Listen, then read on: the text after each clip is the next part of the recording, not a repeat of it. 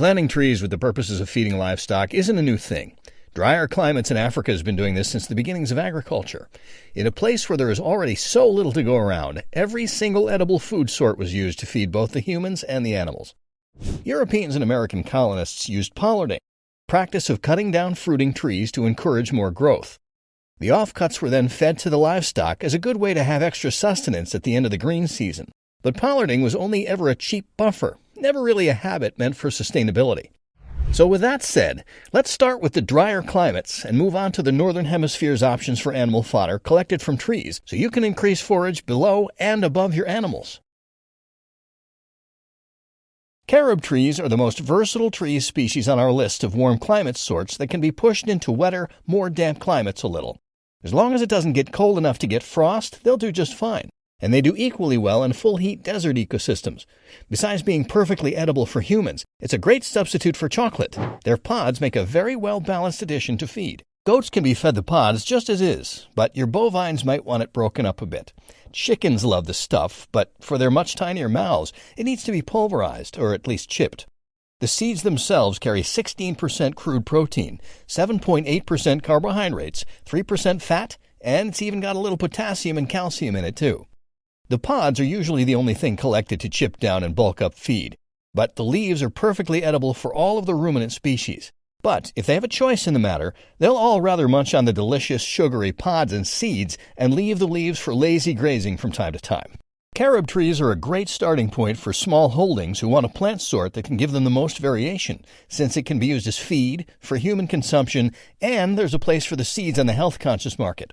And it also brings us to the subject of seed pods.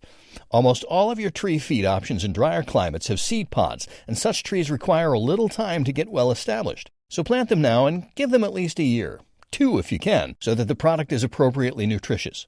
And that tree could be chock full of pods that'll mean nothing to you until they dry and fall off. It's not that they can't be eaten green, it's just that you want the nutrition to have the optimal amount of time to concentrate all of those sugars and minerals that you need. The next one on the list is the various acacia species. There are 1,000 different species growing just about everywhere south of the equator, but you need to do your research here. A lot of the species are great for animal fodder, but some of them are highly poisonous. Way back in the day, even the poisonous varieties had a great deal of value for humans, since the Khoisan people of South Africa used the extract to tip their arrows with, making poisoned darts. And some of them have a great deal of medicinal value for humans, too. The various acacia species usually throw down their pods during the dry season, when other food is scarce, and it's one of the main food sources for herds in Africa and Australia during the harsh seasons, even to this day. So look into your area, see what grows there naturally, and stick with what's already available in there. Just like the carob, the pods are usually eaten and the leaves are grazed on. The pods can't be stored in the long term, though. The moisture in the seed causes mildew and mold, turning the once high-carb food suddenly toxic.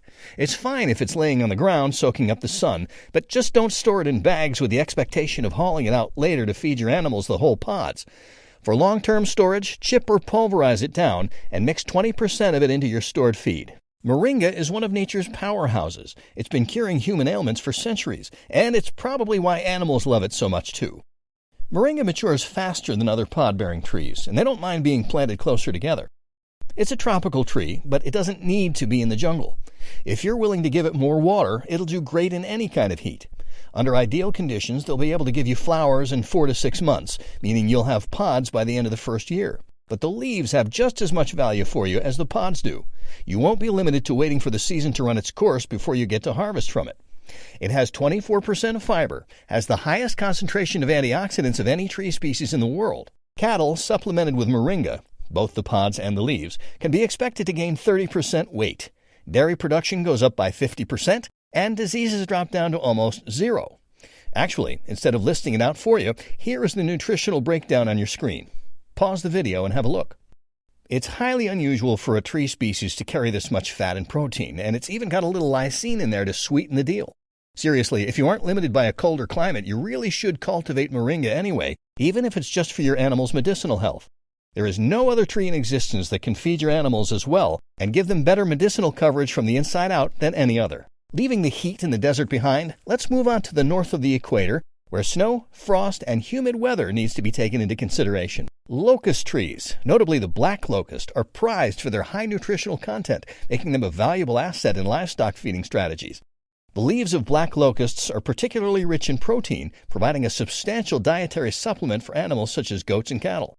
These trees also offer carbohydrates and essential minerals, enhancing the overall nutritional profile of the fodder they provide. Moreover, black locusts are resilient and adaptable, thriving in various climates and soil conditions.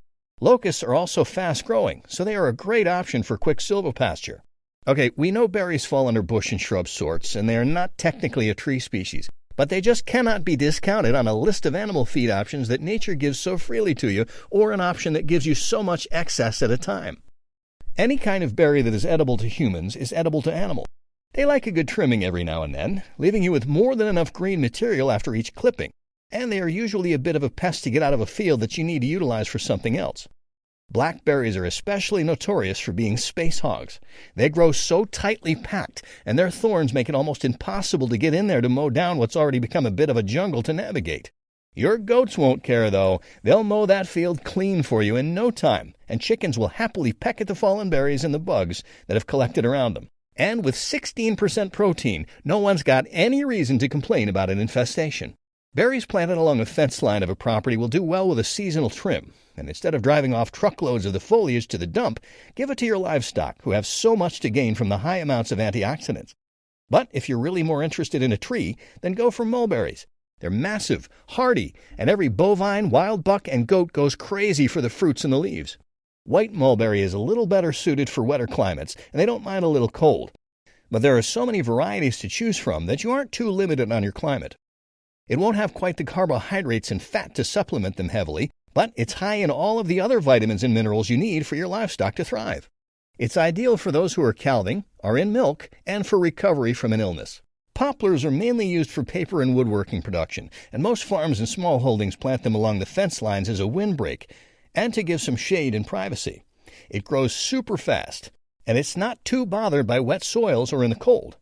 It's astounding that it's not used as fodder more often, though. High in crude protein and energy, and chock full of all of the other minerals and vitamins you need from a tree. It's the ideal thing to plant along pens and stables. They'll provide shade and wind protection for your animals while getting fed from the nutrient-rich soil around their holdings. And so what if the ground's a little mucky from water spillage? Poplars won't care about that at all.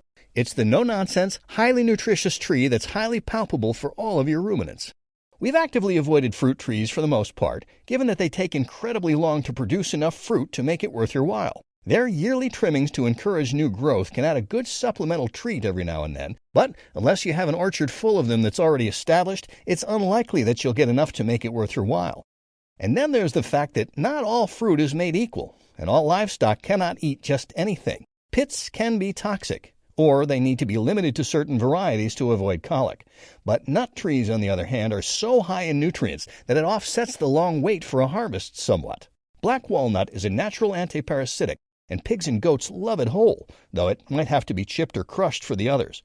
But all of the walnuts are great. They deter flies, lice, and mites where they're planted. Almond foliage and hulls are extremely well-rounded for feed. We've covered almond waste before on this channel, and it's very sad to see all those hulls go to waste, given that it can supplement your feed by a good chunk, and it's really good for dairy cows. It's so nutritious that it's comparable to alfalfa. So even if you don't have space for a mini orchard, it's pretty cheap to get your hands on almond waste. They're just chucking truckloads into landfills anyway. Chestnuts, pecans, and hazelnuts are all appropriate for feed, and a lot of the time they're growing wild in the woods behind your house anyway, so you might not have to carve out space in your land to propagate them. You can just go out and get what you need at the end of the season. Since nuts store so much better and don't absorb potentially deadly moisture, it's the ideal high-nutrient option for long-term storage and to work into your existing stock to bulk up what you have. In the North Americas and even into the Canadas, the native rowan, ash, holly, linden, and hawthorns are great additions to a trough. They also have the extra benefit of being green well into the colder months. By sticking to the native varieties, you'll be positively impact the biodiversity in your state, and they will require no additional babysitting from you to get them to grow. This is their natural environment, after all. The tropical states don't have to lose either. Coconut and sea buckthorn, and even banana stems are fantastic options. The data on banana stems worked into feed is still a little sparse, but it is perfectly adequate for cattle, goats, and even buffalo. It's got a good amount of crude protein and a fair amount of nutrients to make it worth your while. Sea buckthorn is native to India, and like almost all tropical plants, it can thrive in drier desert environments, as long as it doesn't get too cold and there's a little extra water to spare. Sea buckthorn is very versatile for human use, too, and it's hailed as a medicinal wonder for us and our livestock. You'll definitely find a market for the berries. That's if your animals don't devour it all first. At the end of the day, there's a lot to be gained from planting trees. Not just because it adds relief to the current climate issues we've got. Surrounding your pens and land with trees for privacy, aesthetic, and shade isn't the only thing they can be good for. Choose a species that can give you a free feed option, too. Even if you plant young saplings, it doesn't mean you'll be waiting years and years before they give you the financial relief and nutritional boost that your animals need. Any tree species will give you at least a small harvest after just a year, and after that, every year you'll get more and more. Trees and berries will almost always have more vitamins, minerals, and medicinal value than any grass or hay ever would. And just because we avoided fruit trees doesn't mean it's not an option for you. Every farmer, large or small scale, knows that it's all about the long game, putting the tools in place for your future and those that come after you. And if your space is too cramped to get an orchard down, you can probably spare a patch for shade and along your fence line at least, or seek out what's growing in abundance naturally. Put them down today to save you a small fortune in feed and veterinary bills in the future. And now we need to ask you, what feed alternatives are you making use of on your property? Or are you in the planning stages of adding more variation to your land? Let us know what's in the cards for your land in the future in the comments below. And if you liked this video, have a look at some of our other uploads on your screen right now. Or you can subscribe so you don't miss out on any new content from our team.